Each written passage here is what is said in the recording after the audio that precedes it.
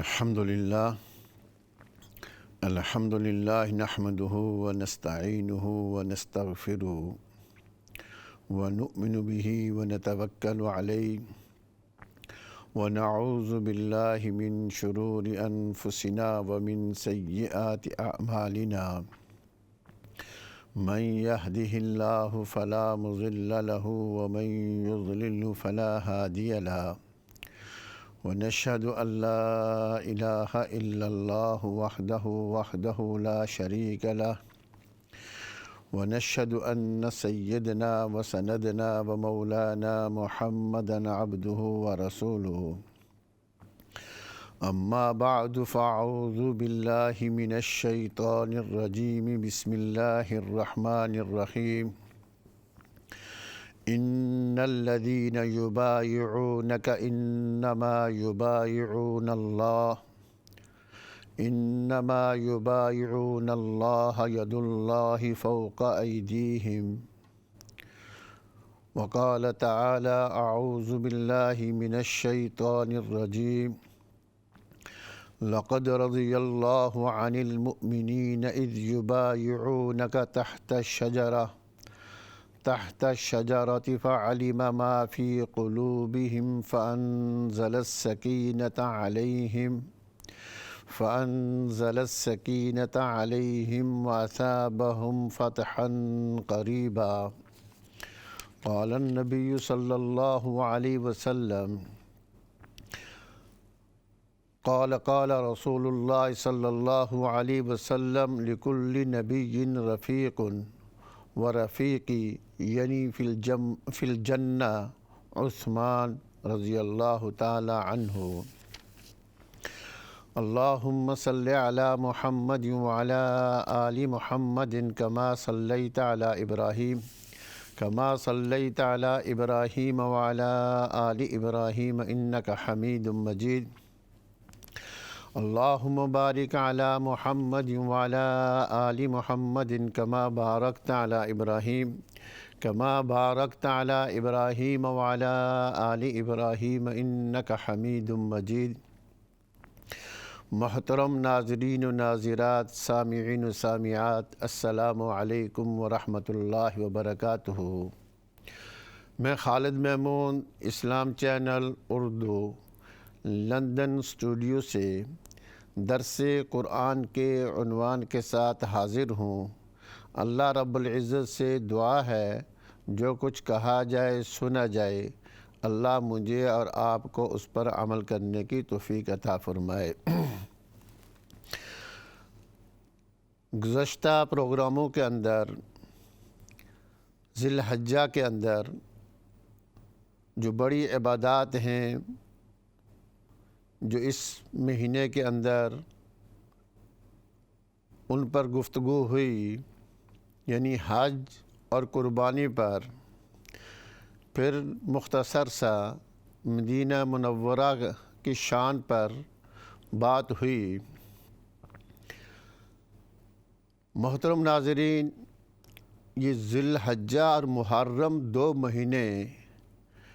اسلام کی تاریخ میں ایک یادگار حیثیت رکھتے ہیں۔ ان میں قربانی کی ایسی عدیب المثال یادیں پائی جاتی ہیں جو تاریخ اسلام کا تاریخی سرمایہ ہیں۔ اسی لیے علامہ اقبال نے کہا تھا کہ غریب و سادہ و رنگین داستان حرم، نہایت اس کی حسین اور ابتدا ہے اسماعیل۔ تاریخ اسلام میں جس طرح سیدنا حسین ابن علی، سیدنا اسماعیل علیہ السلام کی قربانی ایک بے مثال اور ناقابل فراموش داستان ہے، اسی طرح ذی الحجہ کے مہینے میں جہاں پر نواسہ رسول کی قربانی محرم کے اندر، ایسے ہی ذی الحجہ کی 18 تاریخ سن 35 ہجری میں داماد رسول وفا و حیا کے بادشاہ سیدنا عثمان غنی رضی اللہ تعالی عنہ کی قربانی بھی ایک نادر اور مظلومانہ شہادت کا بے مثال واقعہ ہے۔ یوں تو ہر شہید پر ظلم و ستم کے پہاڑ توڑے جاتے ہیں، ہر شہید اپنے خون میں نہا کر اپنی زندگی کو زندہ جاویداں بنا دیتا ہے، مگر تاریخ کے اندر سید الشہداء سیدنا امیر حمزہ اور سیدنا عثمان غنی رضی اللہ تعالی عنہ کی شہادت ایک خاص مقام رکھتی ہے، ایک خاص رنگ لیے ہوئے ہیں۔ تو اس مہینے کی مناسبت سے جہاں پر 18 ذی الحجہ کو داماد رسول سیدنا عثمان غنی رضی اللہ تعالی عنہ کو شہید کیا گیا، جو خلیفہ سوم تھے، تیسرے خلیفہ تھے، حضرت ابوبکر صدیق، حضرت عمر فاروق رضی اللہ تعالی عنہ کے بعد خلیفہ ثالث سیدنا عثمان غنی رضی اللہ تعالی عنہ تھے۔ قرآن حکیم کی جو آیات میں نے آپ کے سامنے تلاوت کی اور نبی اکرم صلی اللہ علیہ وسلم کا ایک فرمان آپ کے سامنے پیش کیا، یہ حضرت عثمان غنی رضی اللہ تعالی عنہ کی شان، ان کا احترام، ان کی عظمت، ان کا وقار، ان کا مرتبہ ان آیات کے اندر اور نبی اکرم صلی اللہ علیہ وسلم کے فرمودات کے اندر موجود ہے۔ اللہ فرماتے ہیں ان الذین یبایعونک، بے شک جو لوگ آپ سے بیعت کر رہے ہیں، یہ اللہ کے رسول صلی اللہ علیہ وسلم کو فرما رہے ہیں۔ یہ بیعت رضوان، جب انشاءاللہ آگے گفتگو کے اندر بات ہوگی، جب حضور صلی اللہ علیہ وسلم نے ارادہ کیا عمرہ کرنے کے لیے، جب وہ حدیبیہ کے مقام پر پہنچے تو مشرکین مکہ نے آپ صلی اللہ علیہ وسلم اور صحابہ کرام، جن کی تعداد تقریباً 1400 تھی، ان کو آگے جانے سے روک دیا کہ ایسا نہیں ہو سکتا، ہم آپ کو عمرہ کرنے کے لیے نہیں بھیجیں گے۔ وہاں مکے کے چودھریوں سے، مکے کے جو بڑے سردار تھے،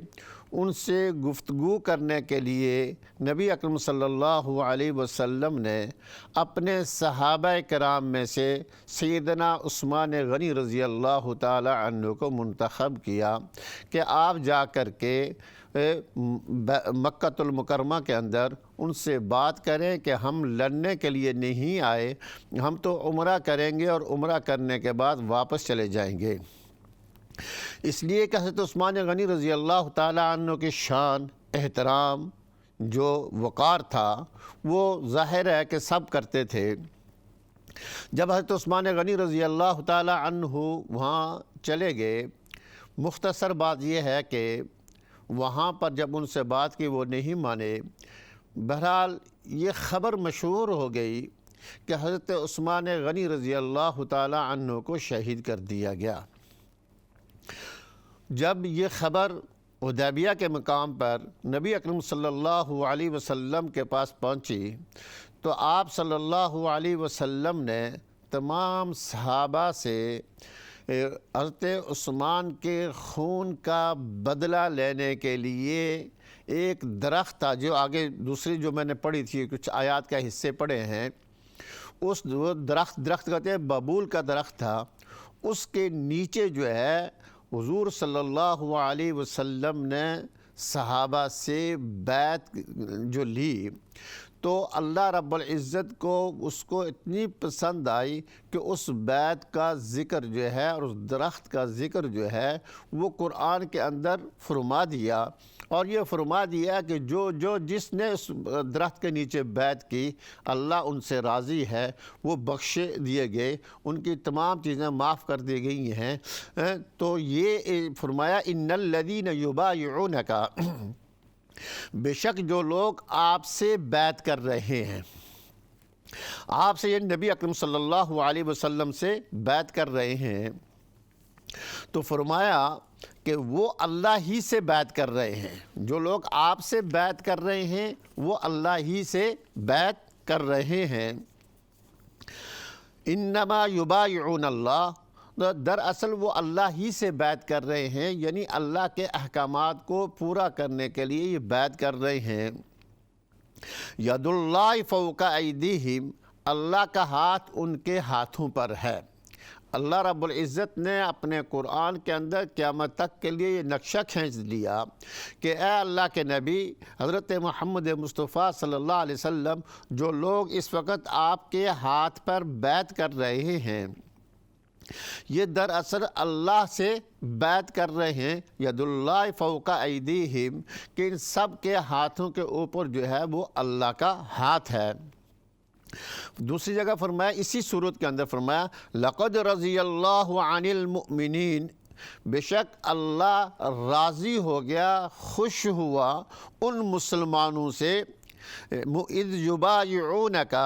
جب کہ وہ آپ صلی اللہ علیہ وسلم سے بیعت کر رہے تھے، تحت الشجرہ، درخت کے نیچے، فعلم ما فی قلوبہم، اللہ جانتے ہیں، اللہ کو معلوم تھا جو کچھ ان کے دلوں میں تھا۔ فرمایا فانزل السکینۃ علیہم واصابہم فتحا قریبا، سو اللہ نے ان پر اطمینان اور سکون پیدا کر دیا اور ان کو ایک جو ہے فتح جو ہے اس کی خوشخبری سنا دی، کہ فتح کی خبر سنا دی۔ تو یہاں پر میں عرض یہ کرنا چاہتا ہوں کہ بیعت جو ہوتی ہے وہ کسی کے ساتھ جو ہے وہ ہاتھ کے اندر ہاتھ دینا، اور دوسرے سے لفظ بیعت جو انما یبایعونک، یہ بیعت جو دراصل کسی خاص کام پر عہد لینے کا نام ہے، کسی خاص کام پر عہد لینے کا نام ہے۔ اس کا قدیم اور مسنون طریقہ یہ ہے کہ جو دو فریق ہیں باہم عہد کرنے والوں کا ہاتھ پر ہاتھ رکھنا، جیسے یہ 1400 صحابہ کرام نے حضور صلی اللہ علیہ وسلم پر ہاتھ رکھ کر کے بیعت کی، یہ مسنون طریقہ ہے کہ کسی خاص کام پر عہد لینے کا نام اس کو بیعت کہتے ہیں۔ اور مسنون طریقہ یہ ہے کہ کسی آپس میں جو ہے باہم جو عہد کرنے والے، جو آپس میں معاہدہ کرنے والے، عہد کرنے والے ہیں، وہ آپس میں ہاتھ پر ہاتھ رکھنا۔ اگرچہ ہاتھ رکھنا جو ہے یہ شرط اور ضروری نہیں ہے، لیکن مسنون طریقہ یہ ہے۔ بہرحال جس کام کا کسی سے عہد کیا جائے، جس کام کا کسی سے وعدہ کیا جائے، عہد کیا جائے، اس کی پابندی شرعاً واجب اور ضروری ہے، اور خلاف ورزی حرام ہے۔ اور یہاں پر فرمایا کہ انما یبایعون اللہ، اللہ کا ہاتھ، اللہ کے ہاتھ میں یہ ہے، اوپر جو ہے اللہ کا ہاتھ ہے، اللہ کے ہاتھ پر بیعت کر لی۔ اللہ کا ہاتھ جو ہے یہ اللہ جو ہے جسم سے مبرہ اور منزہ ہیں، اللہ جسم اور ہاتھ کے محتاج نہیں ہے، یہ متشابہات میں سے ہے، یہ متشابہات میں سے ہے جس کی کیفیت اور حقیقت نہ کسی کو معلوم ہے اور نہ معلوم کرنے کی فکر میں رہنا درست ہے۔ یہ متشابہات میں سے ہے، جیسے کہا جاتا ہے یہ اللہ کا ہاتھ ہے، ید اللہ فوق ایدیہم، یہ متشابہات میں سے ہے، اور جس کی کیفیت اور حقیقت جو ہے نہ کسی کو معلوم ہے نہ کسی کو پتہ ہے اس کی کیفیت کیسا ہے، اللہ کی شان جو ہے، اور نہ معلوم کرنے کی فکر میں رہنا جو ہے یہ درست ہے۔ تو فرمایا ان الذین یبایعونک، تو آگے دو حدیث پر پڑھی میں نے آپ کے سامنے۔ حضرت طلحہ بن عبداللہ سے روایت ہے کہ رسول اللہ صلی اللہ علیہ وسلم نے فرمایا ہر نبی کے کچھ رفیق ہوتے ہیں، لکل نبی رفیق ورفیقی فی الجنہ عثمان رضی اللہ عنہ، ہر نبی کے کچھ رفیق ہوتے ہیں اور میرے رفیق جنت میں سیدنا عثمان غنی رضی اللہ تعالی عنہ کو فرمایا کہ میرا رفیق جو ہے عثمان رضی اللہ تعالی عنہ ہے۔ سیدنا عثمان بن عفان رضی اللہ تعالی عنہ، ان کا نام آپ کا نام یعنی عثمان تھا اور لقب ذو النورین، اس میں بات کروں گا ذو النورین کیوں آپ کا لقب ہے، اور کنیت جو ہے ابو عبداللہ تھی، اور والد ماجد کا نام حضرت عثمان غنی رضی اللہ تعالی عنہ کے جو والد تھے ان کا نام عفان تھا، اور والدہ کا نام عروہ تھا۔ والدہ کا نام عروہ بنت قریظ تھا۔ آپ کی نانی یعنی آپ کی والدہ محترمہ کی جو والدہ تھی، آپ کی نانی جو ہے یہ بیضہ ام الحکیم حضرت عبد المطلب کی سگی بہن اور رسول اللہ صلی اللہ علیہ وسلم کی پھوپھی لگتی تھی۔ تو یہ حضرت عثمان غنی رضی اللہ تعالی عنہ کے یہ جو ہے نام عثمان، والد کا نام عفان، والدہ کا نام عروہ تھا، اور یہ آ کر کے یہ حضور صلی اللہ علیہ وسلم کے شجرے کے اندر مل جاتے ہیں۔ فرمایا کہ سیدنا عثمان بن عفان رضی اللہ تعالی عنہ کی جو شہادت ہوئی ہے 18 ذی الحجہ سن 35 ہجری کے اندر، تو اس کی مظلومانہ شہادت کے ذکر سے پہلے ان کی سیرت، ان کے اخلاق و کمالات اور مناقب کا ذکر خیر جو ہے کوشش کی جائے گی کہ وہ آپ کے سامنے ذکر کیا جائے، کیونکہ ان محترم اور متبرک شخصیات کا ذکر خیر جو ہے، ان صحابہ کرام کا ذکر خیر جو ہے، برگزیدہ شخصیتوں کا ذکر خیر جو ہے، اللہ رب العزت کی رحمت نازل ہونے کا سبب ہوتا ہے اور عمل کے جذبات ابھرتے ہیں۔ جب ہم صحابہ کرام کا ذکر کریں گے، جب ہم اولیاء اللہ کا جو صحیح اولیاء ہیں ان کا ذکر کریں گے، جب ہم انبیاء علیہم السلام کا ذکر کریں گے، تو ان کے ذکر سے اللہ کی رحمتیں برستی ہیں اور پھر انسان کے اندر یہ عمل کے جذبات جو ہیں وہ پیدا ہوتے ہیں، یہ جذبہ پیدا ہوتا ہے کہ عمل کرے۔ یوں بھی جو ہے نئی نسل کو اپنے اسلاف کے، اس وقت نئی جنریشن کو اپنے اسلاف کے کارناموں اور حالات سے متعارف کرانا ضروری ہے کہ ہماری جو نئی جنریشن ہے ان کو ہمارے جو اسلاف تھے، ہمارے جو بزرگ تھے، ہمارے جو اکابر تھے، صحابہ کرام تھے، اولیاء اللہ تھے، اور جو ہے انبیاء علیہم السلام ہیں، ان کا تعارف کرانا ضروری ہے تاکہ وہ کسی کے کارناموں سے مرعوب نہ ہوں، کسی اور کی وجہ سے وہ معروب نہ ہوں کہ وہ بڑا جو ہے 30 مار خان تھا۔ لیکن افسوس سے کہنا پڑتا ہے، یہ کتنا افسوس کا مقام ہے کہ ہمارے نوجوان بلکہ بشعور بچے، بلکہ بشعور جو سمجھدار کرنے والے ہیں، ان کو فلمی اداکاروں، گلوکاروں اور کھلاڑیوں کے حالات اور کارنامے تو حرف بہ حرف جانتے ہوں، یعنی ان کے تو پوری جانتے ہیں، حرف بہ حرف جو ہے جانتے ہیں، ان کے کارناموں کو جانتے ہیں، مگر اپنے حقیقی محسنوں اور ملت اسلامیہ کے قابل فخر مجاہدوں، جانساروں اور شہیدوں کے حالات و کارناموں سے وہ بالکل کورے ہوں۔ ان کو یہ نہ پتا کہ حضرت عثمان غنی رضی اللہ تعالی عنہ کون تھے، ان کو یہ نہ پتا کہ حضرت علی رضی اللہ تعالی عنہ کون تھے، ان کے کیا کارنامے تھے، ان کو حضرت عمر فاروق رضی اللہ تعالی عنہ، حضرت ابو بکر صدیق رضی اللہ تعالی عنہ۔ تو اس وقت ان بزرگوں کو، ان اسلاف کا، صحابہ کرام کا ذکر کرنا تاکہ ہماری نئی جنریشن کو بھی یہ پتہ چلے کہ کس طریقے سے جو ہے اسلام جو ہے ہم تک پہنچا اور کن کن مشکلات سے جو ہے گزر کر کے آج جو ہے ہم جو ہے اسلام جو ہے اللہ نے ہمیں جو ہے نصیب کیا ہے۔ تو حضرت عثمان غنی رضی اللہ تعالی عنہ بنو امیہ سے تعلق رکھتے تھے. ان کے جو ٹرائب تھا، جو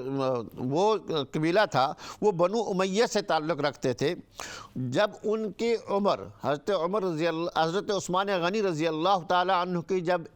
عمر جو ہے وہ 34 سال تھی، مکہ کے اندر توحید کی آواز بلند ہوئی.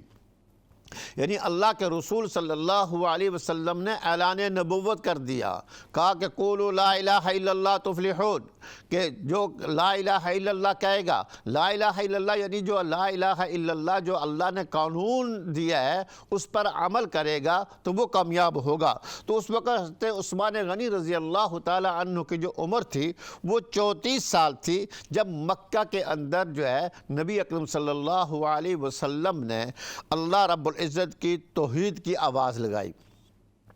اللہ کے وحدانیت کی آواز لگائی. تو مکہ والوں کے لیے یہ آواز بڑی نامانوس تھی. مکہ والوں کے لیے یہ عجیب بات تھی. آپ نے گزشتہ اسباق کے اندر اور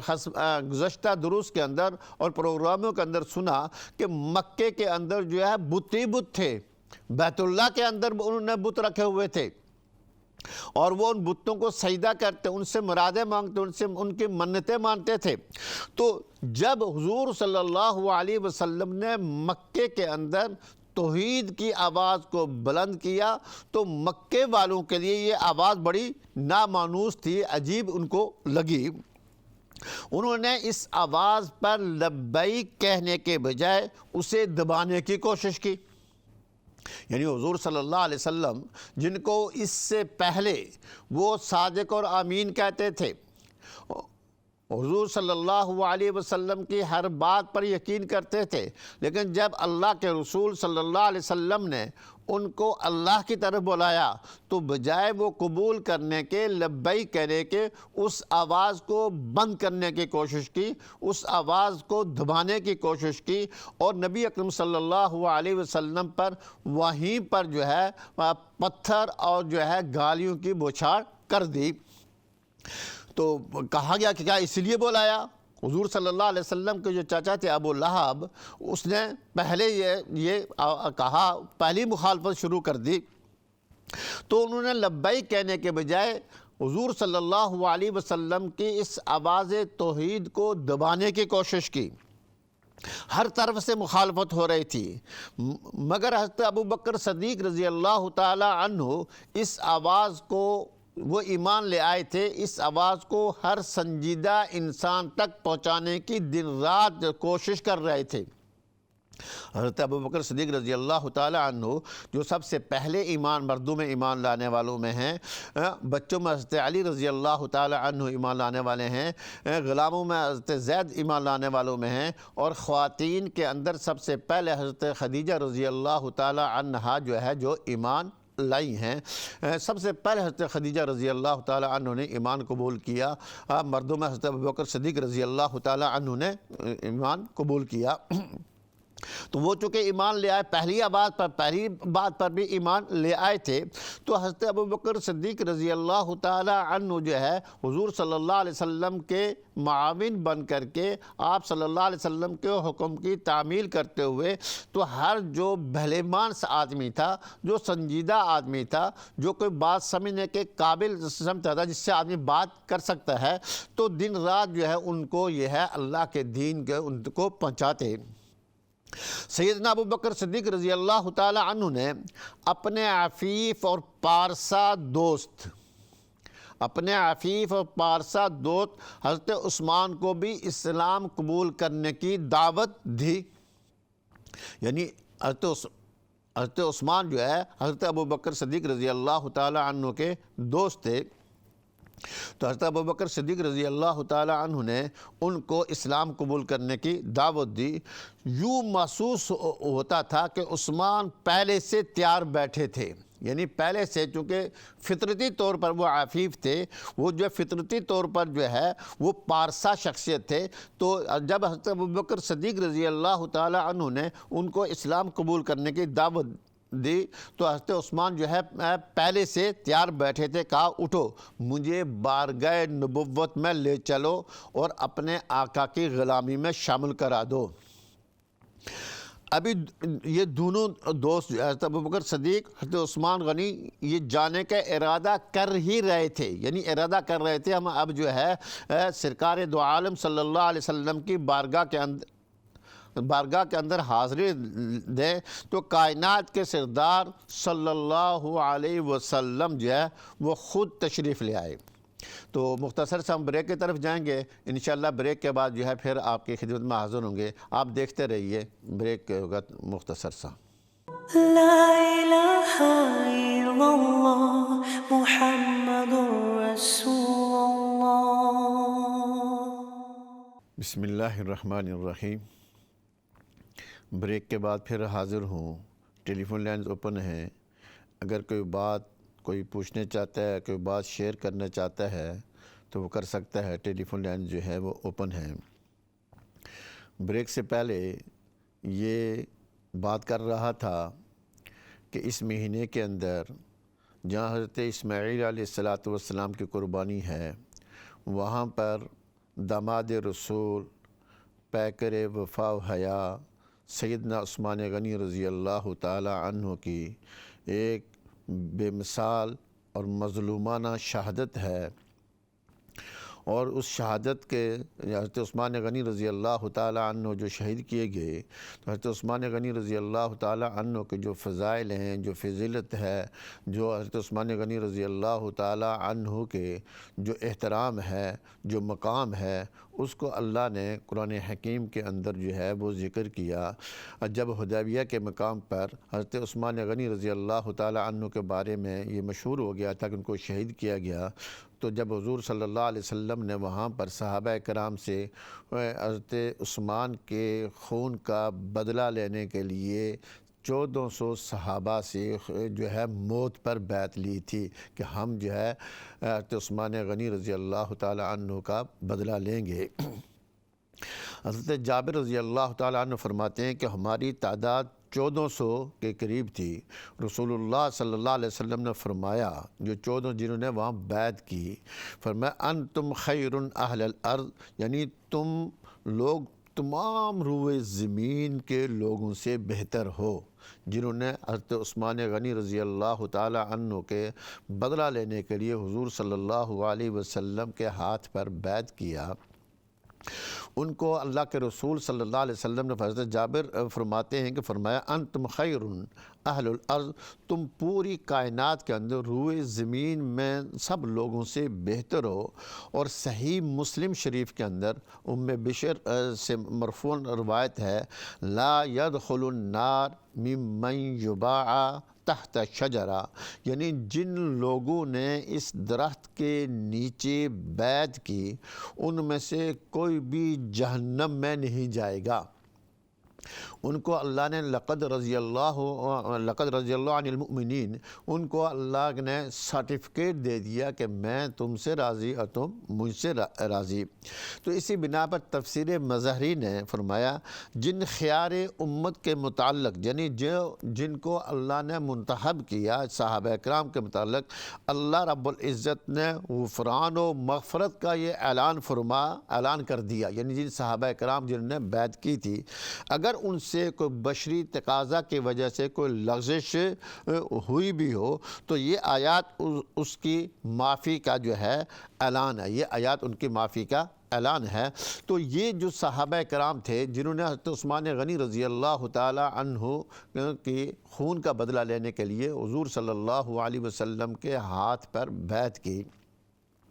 تو صحابہ کرام نے بیعت کی۔ آگے انشاءاللہ بات چلے گی۔ تو حضور صلی اللہ علیہ وسلم نے، شاید ٹائم نہ ملے، حضور صلی اللہ علیہ وسلم نے اپنا ہاتھ اٹھایا اور کہا کہ یہ کس کا ہاتھ ہے؟ صحابہ نے کہا کہ یہ آپ صلی اللہ علیہ وسلم کا ہاتھ ہے۔ تو انہوں نے کہا نہیں، اس وقت یہ میرا ہاتھ نہیں ہے، یہ اس وقت تو عثمان غنی رضی اللہ تعالیٰ عنہ کا ہاتھ ہے۔ اپنے ہاتھ کو عثمان غنی کا ہاتھ کہہ کر کے تو اپنے دوسرے ہاتھ پر رکھا اور اس بیعت کی کہ یہ عثمان غنی کی طرف سے، عثمان غنی رضی اللہ تعالیٰ عنہ سے یہ بیعت ہے۔ تو حضرت عثمان غنی رضی اللہ تعالی عنہ حضور صلی اللہ علیہ وسلم کی نظر کے اندر اتنے محبوب، اتنے جو محترم، اور ان کی جو ہے حضور صلی اللہ علیہ وسلم کے لیے جو ہے ایمان جو لائے تھے، تو ایمان کی وجہ سے حضرت عثمان غنی رضی اللہ تعالی عنہ کو بڑا مرتبہ ہے۔ تو میں عرض یہ کر رہا تھا کہ حضرت ابوبکر صدیق رضی اللہ تعالیٰ عنہ نے حضرت عثمان غنی رضی اللہ تعالیٰ عنہ جب ان کی عمر جو ہے تقریباً 34 سال تھی تو ان کو دعوت دین دی، دعوت اسلام دی۔ جب مکہ المکرمہ میں توحید کی آواز بلند کی اللہ کے رسول صلی اللہ علیہ وسلم نے، یہ اب ارادہ ہی کر رہے تھے کہ ہم حضور صلی اللہ علیہ وسلم کی بارگاہ کے اندر، حضور صلی اللہ علیہ وسلم کے قدمین کے اندر حاضر ہوں، تو خود کائنات کے سردار امام الانبیاء سید الکونین صلی اللہ علیہ وسلم جو ہے وہ خود تشریف لے آئے۔ یوں تو فرمایا کہ آگے جب حضور صلی اللہ علیہ وسلم تشریف لائے تو کہا کہ عثمان اللہ کی جنت کو قبول کر لو، عثمان اللہ کی جنت کو قبول کر لو، میں تمہاری اور تمام مخلوق کے ہدایت کے لیے بھیجا گیا ہوں، یعنی آخری نبی ہوں۔ پہلے انبیاء علیہ السلام جو ہے اپنے اپنے علاقوں، اپنے اپنے قوم، اپنی اپنی برادری اور اپنے اپنے وقت کے لیے تھے، لیکن فرمایا کہ عثمان اللہ کی جنت کو قبول کر لو، یعنی ایمان لے آؤ اور میں تمہاری اور تمام مخلوق کی ہدایت کے لیے بھیجا گیا ہوں۔ تو جب حضور صلی اللہ علیہ وسلم نے یہ دعوت دی تو حضرت عثمان تو پہلے سے تیار تھے، تو فرمایا فوراً جو ہے اس کو قبول کیا۔ حضور صلی اللہ علیہ وسلم کو لمبی چوڑی تقریر جو ہے نہیں کی، بلکہ عقلی اور نقلی دلائل نہیں دیے، بس اتنا کہا عثمان اللہ کی جنت کو قبول کر لو، میں تمہاری اور تمہاری مخلوق کی اور تمام مخلوق کی جو ہے ہدایت کے لیے بھیجا گیا ہوں، یعنی عرب کے لیے بھی اور تمام انسانیت کے لیے جو ہے ہدایت کے لیے میں پیغمبر بنا کر کے بھیجا گیا ہوں۔ تو حضرت عثمان کا بیان ہے کہ زبان نبوت کے ان سادہ اور صاف جملوں میں خدا جانے کیا تاثیر تھی کہ میں بلا اختیار جو ہے کلمہ شہادت پڑھنے لگا اور نبوت کے ہاتھ میں اپنا ہاتھ دے کر کے مسلمان ہو گیا، یعنی نبی اکرم صلی اللہ علیہ وسلم سے بیعت کر لی اور میں نے جو ہے کلمہ پڑھ کر کے میں مسلمان ہو گیا۔ تو یہ وہ دور تھا کہ جس وقت کوئی شخص مسلمان ہوتا کوئی آسان کام نہیں تھا۔ یہ دور اسلام قبول کرنے والوں کے لیے عرصہ حیات تنگ کر دیا جاتا تھا، ان کو طرح طرح کی تکالیف دی جاتی، ان کو جو ہے مارا جاتا، ان کو پیٹا جاتا، ان کو گھسیٹا جاتا، ان کو جو ہے زخمی کیا جاتا اور ان کو تپتی ریت کے اندر ان کے سینوں پر جو ہے پتھر رکھ دیے جاتے، ان کو گرم لوہے کی زرہیں پہنائی جاتی جو اسلام قبول کرتے تھے۔ لیکن قربان جائیں صحابہ کرام پر کہ جب یہ تکلیفوں کے باوجود ان کی زبان سے احد احد احد کی جو ہے آواز نکلتی تھی۔ تو یہی کچھ حضرت عثمان غنی رضی اللہ تعالی عنہ سے ہوا۔ ان کے رشتہ داروں نے ان کا جو ہے ناطقہ بند کر دیا، ان کے اپنے جو چاچا جو ہے حاکم تھا اس نے حضرت عثمان غنی رضی اللہ تعالیٰ عنہ کو باندھ کر کے بہت مارا اور ہر قسم کے ان کو تکلیف دی گئی کہ کسی طریقے سے یہ ہے ان کو اسلام چھوڑا دیا جائے۔ لیکن جو نشہ جو ہے اسلام کا، جو حلاوت جو ہے، جو محبت جو ہے، جو میٹھاس جو ہے جو چڑھ چکی تھی، اب اترنے کا نام جو ہے وہ نہیں لیتی تھی۔ جب ظلم و جفا، زیادتی اور ظلم حد سے بڑھ گیا تو حضور صلی اللہ علیہ وسلم نے حضرت عثمان کو ہجرت حبشہ کی اجازت دی۔ حبشہ کی طرف جو ہجرت کا جو پہلے جو ہے ہجرت کی مسلمان جو ہجرت کی تھی، تنگ آ کر کے مکہ والوں سے، ان کی زیادتیوں سے، ان کے ظلم سے، تو اس میں حضرت عثمان غنی رضی اللہ تعالی عنہ اور آپ کی اپنی اہلیہ محترمہ جو حضور صلی اللہ علیہ وسلم کی صاحبزادی تھی، حضرت رقیہ کو ساتھ لیا۔ حضرت رقیہ جو ہے تو عثمان غنی رضی اللہ تعالی عنہ کی اہلیہ تھی، ان کے نکاح کے اندر تھی۔ تو حضرت عثمان غنی رضی اللہ تعالی عنہ اور حضور صلی اللہ علیہ وسلم کی جو لخت جگر ان کے نکاح کے اندر تھی، حضرت عثمان کی اہلیہ ان کو ساتھ لیا اور ملک حبشہ روانہ ہو گئے۔ یہ پہلا قافلہ تھا، یہ پہلی ہجرت تھی جو حق و صداقت کی محبت میں وطن اور اہل وطن کو چھوڑ کر کے جلا وطن ہوا۔ یہ پہلا قافلہ تھا اور کہا جاتا ہے کہ حضرت ابراہیم اور حضرت حاجرہ علیہ السلام کے بعد یہ پہلا جوڑا تھا جس نے اللہ کی رضا کی خاطر ہجرت کی۔ حضرت ابراہیم حضرت حاجرہ کا واقعہ تو آپ سن چکے کہ ملک شام سے آ کر کے مکہ مکرمہ کے اندر جو ہے ہجرت کر کے یہاں لے آئے تھے، اور کہا جاتا ہے کہ حضرت ابراہیم اور حضرت حاجرہ علیہ السلام کے بعد یہ پہلا جوڑا تھا، یعنی بیوی خاوند کا پہلا جوڑا تھا جس نے اللہ رب العزت کی رضا کی خاطر جو ہے دین کی محبت کے اندر ہجرت کی۔ اور یہاں پر ایک اور بات عرض کر دوں کہ حضرت آدم علیہ السلام سے لے کر کے حضرت رقیہ کا جب انتقال ہوا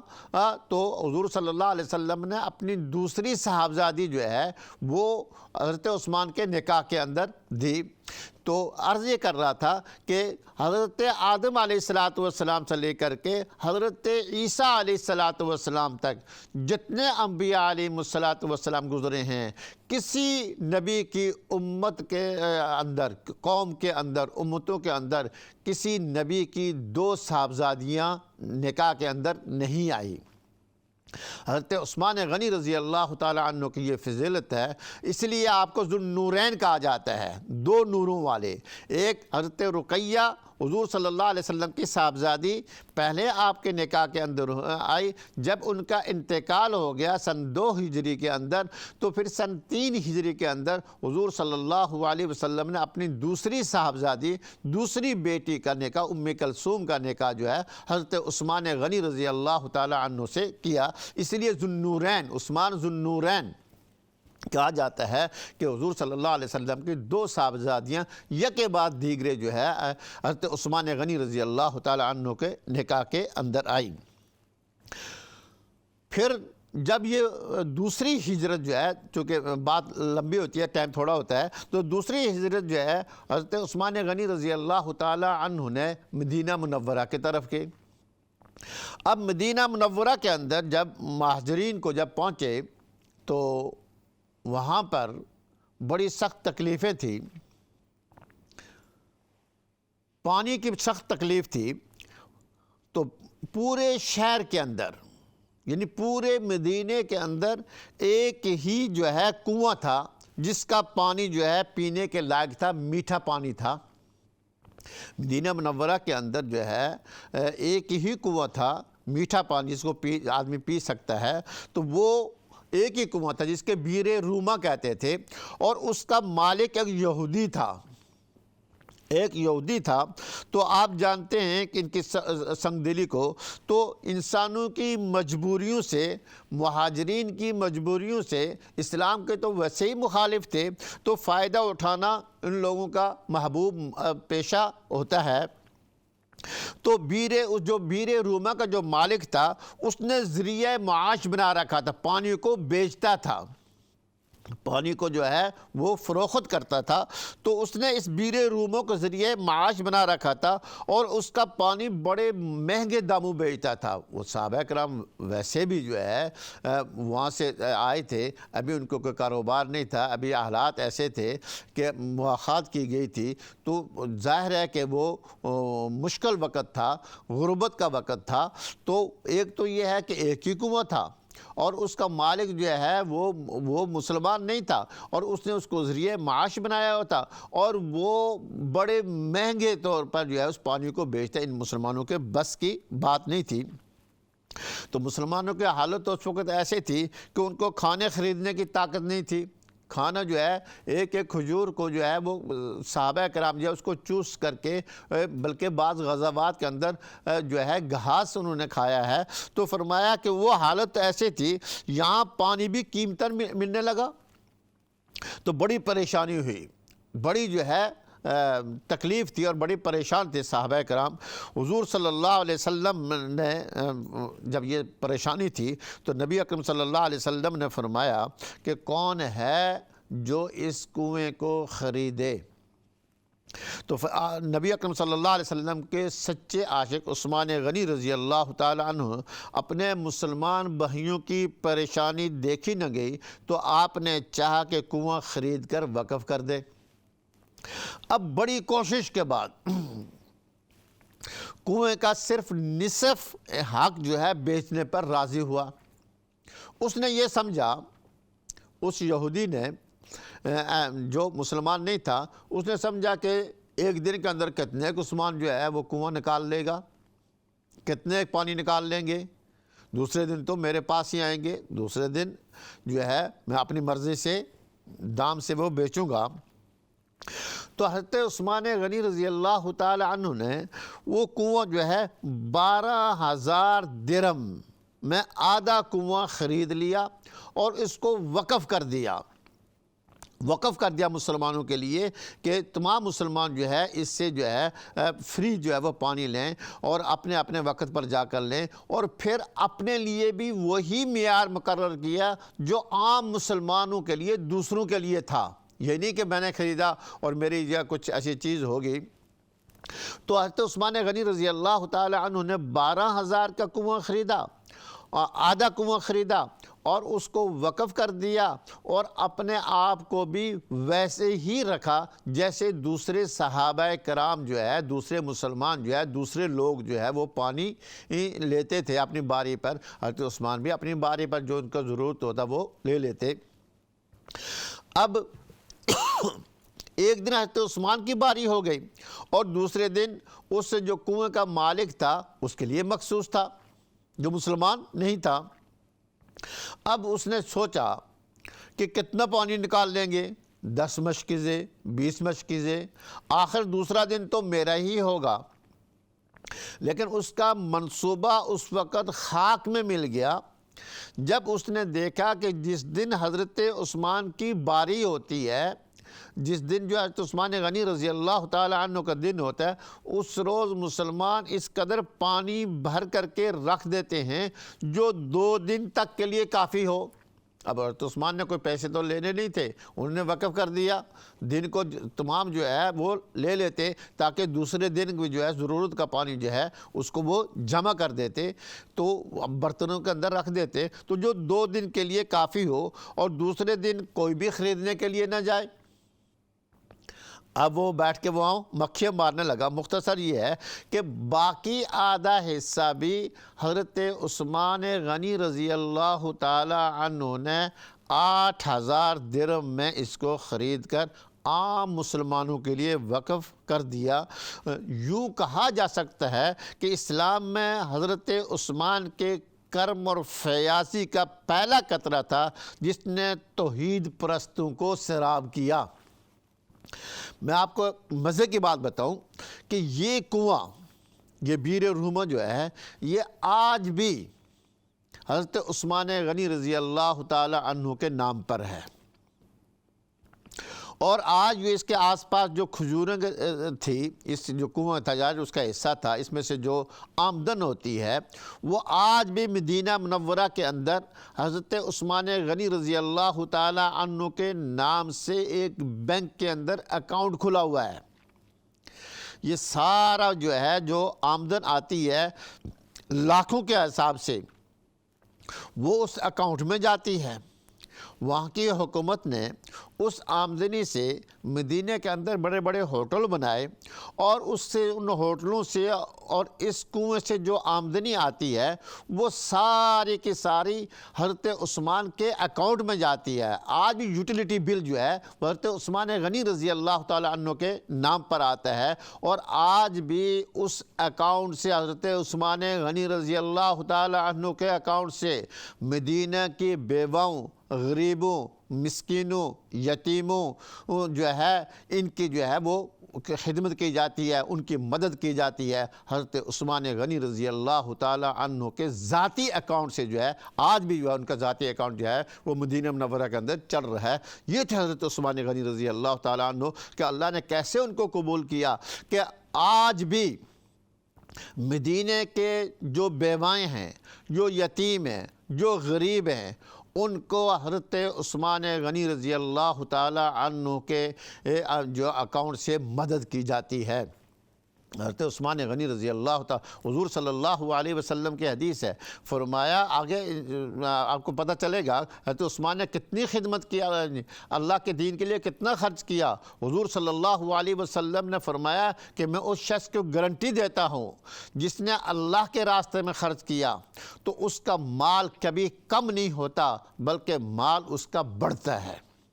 اللہ کا رسول گارنٹی دے رہے ہیں، ضمانت دے رہے ہیں۔ آج کوئی اپنی گارنٹی دے، کوئی آدمی کہہ دے تو کہتے ہیں جی فلاں آدمی نے کہہ دیا۔ یہ اللہ کے رسول صلی اللہ علیہ وسلم نے فرمایا میں ضمانت دیتا ہوں کہ جو شخص اللہ کے نام پر خرچ کرتا ہے اللہ اس کے مال کے اندر کمی نہیں لاتے بلکہ اس کا مال جو ہے وہ بڑھتا ہے۔ تو حضرت عثمان غنی رضی اللہ تعالی عنہ نے جو دین کے لیے، جو اسلام کے لیے، اللہ کے لیے جو مال خرچ کیا، تو آج بھی حضرت عثمان کی جو ہے مدد جو ہے وہ غرباء اور مساکین کو جاری ہے۔ تو فرمایا کہ یہ حضرت عثمان غنی رضی اللہ تعالیٰ عنہ ہے کہ سب سے پہلا جو ہے یہ عام مسلمانوں کے لیے اس کو وقف کر دیا اور خود بھی عام مسلمانوں کی طرح رکھا، خود بھی عام مسلمانوں کی طرح رکھا، اس کو وقف کر دیا۔ تو یہ جو ہے حضرت عثمان غنی رضی اللہ تعالی عنہ جو ہے یہ تھے جن کی پہلا جو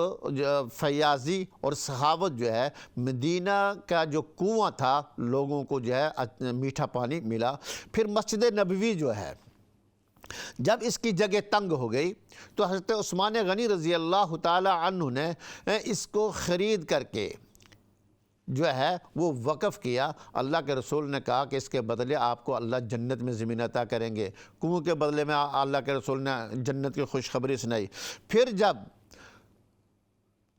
ایک غزوہ تبوک کے وقت جب مشکلات تھی جس کو جیش العسرہ کہتے ہیں، مشکل جیش، اس وقت حضرت عثمان غنی رضی اللہ تعالی عنہ نے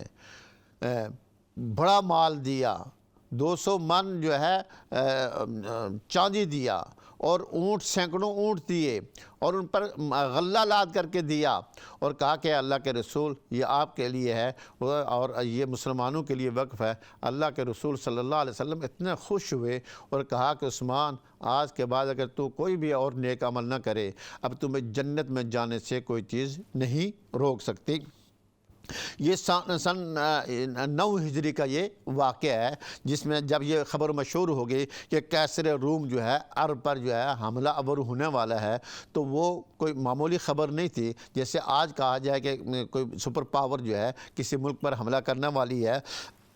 تو اس وقت جو ہے تو عثمان غنی رضی اللہ تعالی عنہ نے جو جیش تھا، جو مسلمان تھے، ان کی جو ہے مالی مدد کی۔ تو حضرت عثمان غنی رضی اللہ تعالی عنہ نے یہ عثمان غنی رضی اللہ تعالی عنہ کی جو ہے شہادت سے پہلے میں نے چاہا کہ آپ کے سامنے حضرت عثمان غنی رضی اللہ تعالی عنہ کے فضائل کا ذکر کیا جائے۔ حضرت عثمان غنی رضی اللہ تعالی عنہ کے جب حضرت عمر رضی اللہ تعالی عنہ کے بعد خلیفہ بنے تو 12 سال تک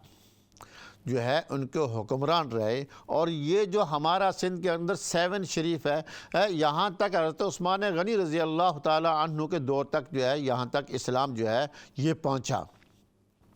پھر ہمیشہ مسلمانوں کو جو نقصان ہوا وہ جو نقصان جو ہوتا ہے وہ مسلمان کے لبادے کے اندر ہوتا ہے، وہ مسلمان کے لبادے کے اندر ہوتا ہے۔ اب منصوبہ بنایا، ایک عبداللہ بن سبا تھا جو اصل میں یہودی تھا، لیکن چونکہ اس نے اپنے آپ کو مسلمان ظاہر کر رہا تھا تو اس نے بڑے عرصے سے جو ہے ایک شورش برپا کی ہوئی تھی، خفیہ تحریک چلا رہے تھے کہ کسی طریقے سے جو ہم جو ہے اسلام کو نقصان دیں۔ تو حضرت عثمان غنی رضی اللہ تعالی عنہ جو ہے مسجد نبوی کے اندر جمعے کا دن تھا، خطبہ ارشاد فرما رہے تھے، تو ایک آدمی نے کھڑے ہو کر کے ٹوکا کہ آپ خطبہ نہیں دے سکتے، آپ جو ہے بات نہیں کر سکتے۔ اب منصوبے کے تحت مسجد نبوی کے دوسرے گوشوں کے اندر جو بیٹھے ہوئے تھے جو مخالفین اور جو ہے اسلام کے مخالفین وہ جو بیٹھے ہوئے تھے انہوں نے کھڑے ہو کر کے شور مچا دیا، اور یہاں تک کہ حضرت عثمان غنی رضی اللہ تعالی عنہ پر پتھر برسانے شروع کیے، اس ممبر پر جس ممبر پر کھڑے ہو کر کے رسول اللہ صلی اللہ علیہ وسلم خطبہ دیا کرتے تھے۔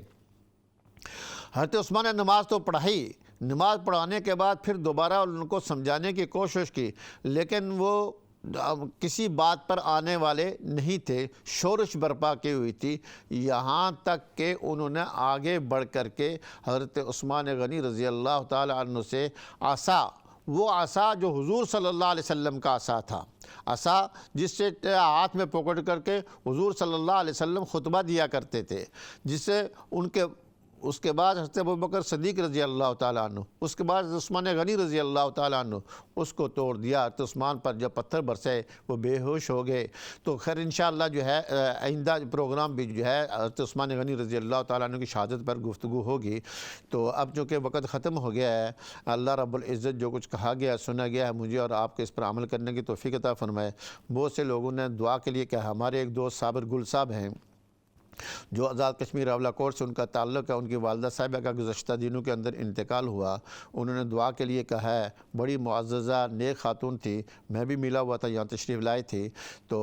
اللہ رب العزت جو ہے ان کو مغفرت فرمائے، بخشش فرمائے، اور جو بھی دنیا سے رخصت ہو گئے اللہ ان کی مغفرت اور بخشش فرمائے، اللہ جو ہے ان کے خاندان کو صبر جمیل عطا فرمائے اور ہمیں دین پر چلنے کی توفیق عطا فرمائے۔ لا إله إلا الله محمد رسول